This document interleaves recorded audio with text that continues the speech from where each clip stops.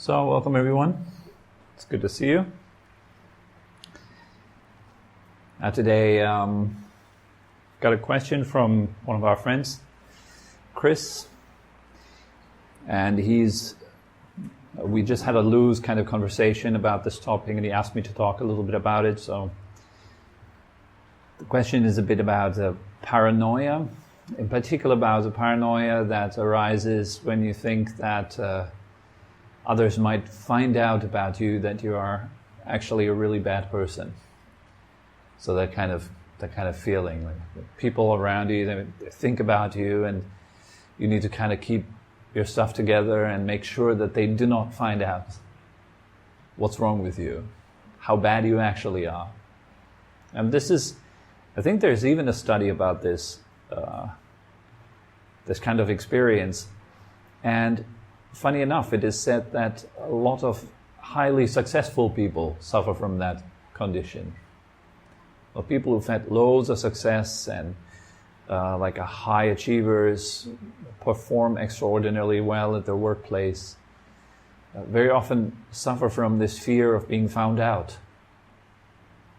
Like that they're just somehow like pretending, not really doing the right kind of work.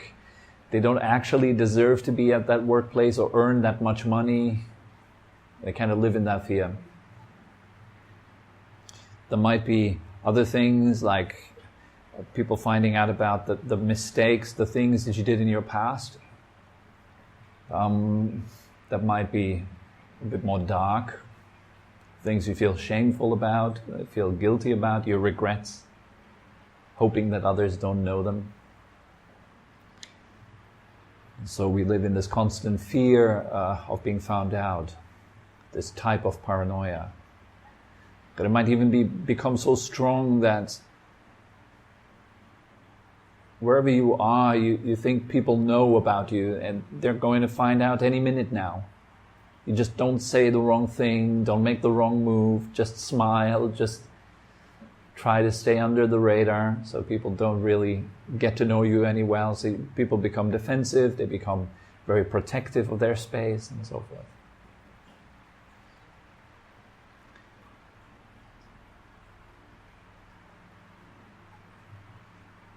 So it's a type of worrying. A type of worrying about a scenario, about a negative event being found out. Now, any kind of worry, if you think about it, is really based on two aspects. The first one, you must identify as a victim. And second aspect, you must have a negative future prediction.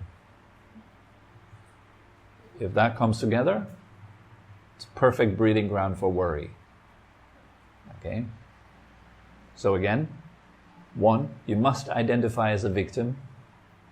And 2, negative future prediction. I'm going to be found out. That's the negative future prediction. And the victim is, and once they find out, I'm going to ... You fill in the blank. Something is going to happen to you. You're going to lose out, you're going to lose your friends, you're going to feel really bad, you're going to be abandoned. That's one of the key words, really important. People won't love you anymore when they know who you really are. That is the victim. A person that sees the world as a threatening environment, sees people around as threatening influences, things that could happen to you. It's all about something that might happen to you. That is the victim.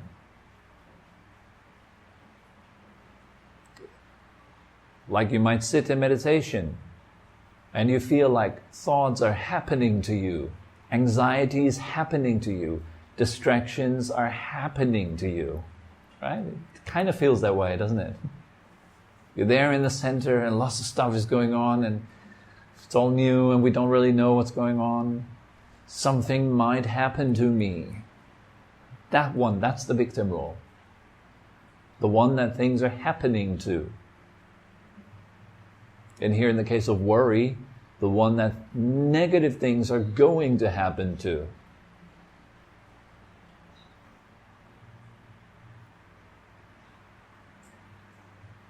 And somehow worry comes in the cloak of keeping you safe.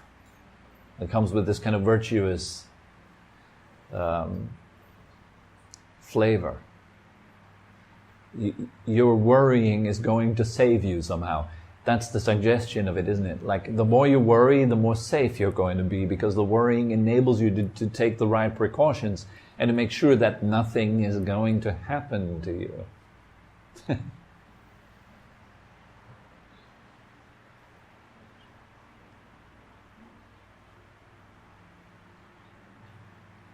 So if you want to change that,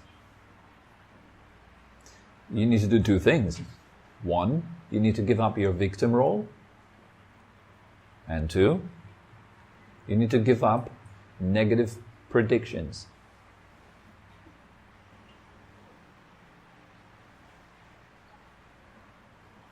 First of all, whether you have positive or negative predictions doesn't really make any difference, because you don't know your future. We can't know. We can't even know what we're going to think in 10 minutes or what we're going to feel in 10 minutes. I don't know what I'm going to say in 1 minute. Well, alone in 10 seconds. I have no idea what word will be there. So it's not possible for us to really accurately know the future, correctly know the future. Because there's so many variables at play, it kind of feels a bit like a waste of time thinking too much about the future. Particularly in negative terms. Because what that will do is it'll put you right now, in this moment, into a state of negativity. You think of something bad going to happen to you, you already start to feel bad. Even it hasn't happened yet, but you already feel bad. So what that really means is, at that moment when you feel bad and you're using the future as an invitation or a doorway for the bad feeling to come in right now, you are getting better at feeling bad. You're literally training yourself to feel bad. So chances are that you have this kind of prediction, the self-fulfilling prophecy, so to say. Right now you're already feeling bad, so you're kind of moving in that direction of badness already. That's what a self-fulfilling prophecy is all about. It is not that you accurately foresee things, it is that you are using the present moment to build into that direction. That's what a self-fulfilling prophecy is. So whatever you're holding in this present moment, whatever your feeling is like, your thoughts are like, your being is like, what it is that you emit, your frequency, your vibe, is what you're getting better at. Knowing that, we can ask ourselves this question. Also the Buddha recommends to ask this question frequently, which is, what am I doing right now? Okay, I'm worrying. I'm sitting here in a coffee shop maybe, and I'm having a cup of coffee and I'm worrying about tomorrow's events. And I feel really anxious right now. So that's what I'm doing. You should get like a little overview over what you're doing right now. It's a very good question to ask yourself. What am I doing right now? I'm creating thoughts that put me into an anxious state. That's what I'm doing. You could alternatively ask yourself, who or what am I becoming right now? It's the same question, just a different phrasing. What am I becoming? Well, I'm becoming better at anxiety. I'm becoming an anxious person. I'm becoming a worrier. Then if you ask yourself, like, do I want to become that? You'd have to answer, no, of course not. I don't know anybody who would answer, yes, of course. I want to get really good at worrying so that when I'm an old Old man, I'll be the best at worrying. Nobody has such goals, right? Nobody wants to actively do stuff to suffer. If they knew that their actions would lead them towards suffering and an increase of suffering, they would not do these things, right? Therefore, we should ask ourselves, so what am I doing right now? What are the results of those actions? And the results of our actions are always in alignment with the cause. So if the cause is worrying right now, the results of that are going to be in alignment with those worries. They match up. It only means that. It doesn't mean that it's exactly the things that will happen that you were worrying about, even though that could be, the likelihood is higher, but at least it will be in alignment with it in some way. And it might happen tomorrow, it might happen in 10 minutes, it might happen in 10 years. Who knows?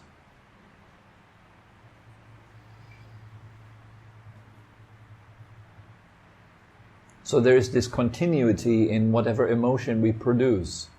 And the continuity wants the emotion to live longer, to survive, to spread. It's evolution, it's basic evolution. Your body, your mind, your emotional being, they want to evolve. And suffering is nature's way to stimulate evolution. That's a big one, actually. So you're suffering, you're worrying, you're paranoid, you're anxious. Being in that state is nothing but nature asking you a question or asking you to evolve. Now, what we usually do when confronted with suffering is what? We want to escape it. We don't want to feel it, we don't want to experience it, we want to get out of it. Correct? So that's effectively like saying no to growth. No to learning. No to the new. No to the unknown. And yes to the known. And yes to comfort. And yes to what's familiar and what I know. And even if that's a peculiar thing to know, to be a worrier or to be paranoid or to be anxiety, at least it's something I know. I don't know myself as a confident, calm person that can deal with adversities once they arise. That would feel weird. That's not me. But the paranoid guy, yep, that's me. That feels like home, right?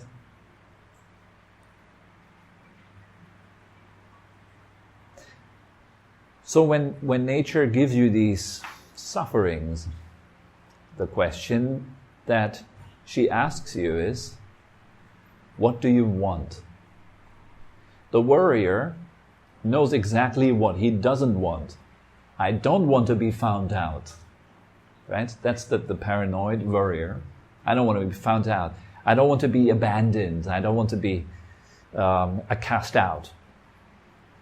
You're pretty clear on that. You know that. That's what I don't want.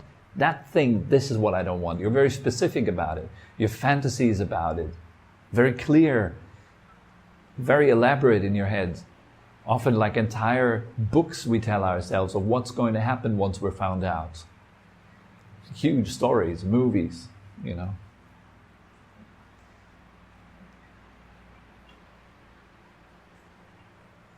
So feeling like that is familiar. What kind of feeling would not be familiar and put you into a better position? Somebody might say, well, what I really want to feel when adversities happen is calm, composed, patient, powerful, able, confident, happy, joyful. As for myself, I had this affliction a lot about worrying about health and issues related to health. Like, what if something really bad happens and I'm not insured, and and then I'll end up in a wheelchair and I can't pay my bills and we go bankrupt and, where will this all end up? And I had this kind of fantasies of downward spiraling horror scenarios. And I was legit worried about this, up to a point where I had a panic attack about it. What if? And so feeling calm, confident, composed, strong, did not occur at all to me, but that is exactly what I was asked by, if you want, by Mother Nature. Through that fear, she is talking to us. And she's asking us the question, so yeah, okay, you don't want to fail, you don't want to be abandoned, you don't want to be neglected and cast out, so then what do you want to be then? Where is your focus? How do you want to feel, in other words? And so I began to practice seeing myself in a very powerful, inspiring position. Like, what if I lost a leg and I would still be laughing and happy? I'd be the only guy in the hospital who has just lost his leg and is still cracking jokes and being at ease and relaxed. Nothing really has changed. My mind is the same. My body has lost a limb, but my mind is radiant, happy, joyful. I couldn't care less. A leg less, so what? What's the problem? You see, I'm using a drastic example because I want you to know that this is an option for all of you. What if something bad happened to you and you dealt with it in a super inspiring way? Because you could. What if you've lost your business and all your money? And due to your ease and your happiness, you just open a new thing and you just continue going on. Things come and things go, right? But you're at ease with that. You still have your creativity. You still have your thought. You still have ambition, goals. You're still happy. You're still at ease. You're not at all afraid. You're fearless. Wouldn't that be awesome? Imagine, like, no matter what kind of thing that would happen to you, it could not destroy your mind. Because it can't. Now that's your way out of the victim role. Oh God, what if something happened to me? It would crush me. That's a really bad way of looking at yourself. It completely neglects the power that you're holding. It puts you into an apparent position in which you are totally powerless. But that's not true. You're not powerless. You're not powerless at all. You can react with your mind. You can think in different ways. You can uplift yourself.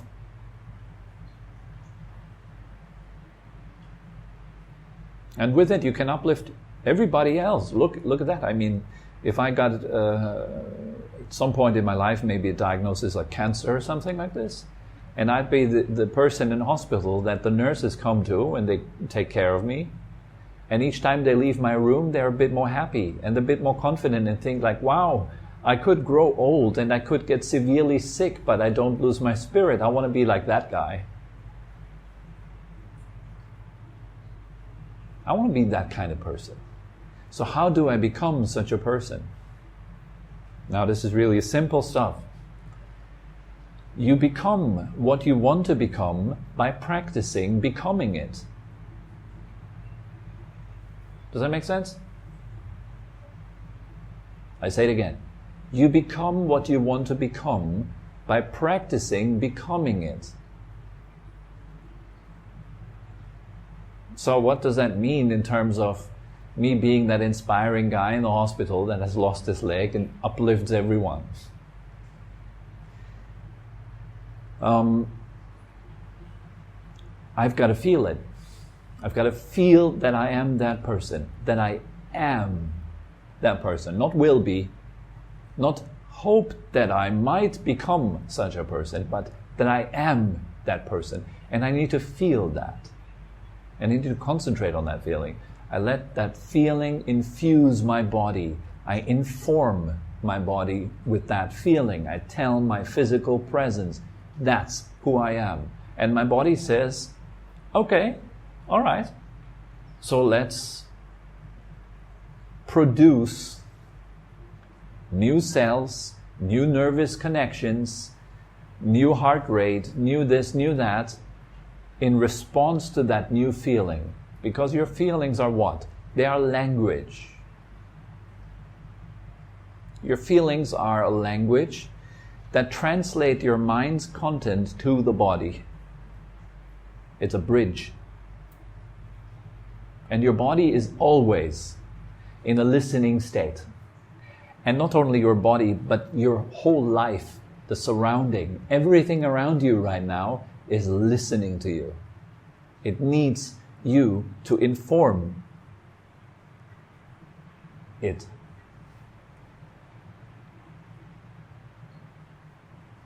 But let's stay, for simplicity's sake, with our body for now. So you want a new body, a new person, a new mind, a new type of feeling. You have to practice it. Because whatever you feel, you are actually already practicing it. Just make sure that it's not a random thing, that you're not a victim of your feelings, but a creator of your feelings. That's how you turn stuff around. It's that simple, it's that straightforward, and it works on all levels. Does that mean now no adversity will happen to me? Of course not. Adversity is going to happen to all of us. As I said, adversity is nature's stimulation for evolution. It's a question. How could I make that better? Like, look, what is the cause of a remote control? It's adversity. What's the cause of an air condition? It's adversity. What's the cause of brick walls? Adversity. What's the cause of steel bars in front of your window? Adversity. What's the cause of electric light? Adversity. What's the cause of a beautiful painting in your room? Adversity. What's the cause of a doorknob and a lock in your door? Adversity. What's the cause of tiles on your floor? Adversity. What's the cause of a cushion beneath your butt? Adversity. And you can go on and on. What's the cause of a street sign? Adversity. Just keep going. There's nothing in this world which is not caused by adversity. Nothing that could make your life comfortable and easeful other than adversity. Boredom gives rise to YouTube.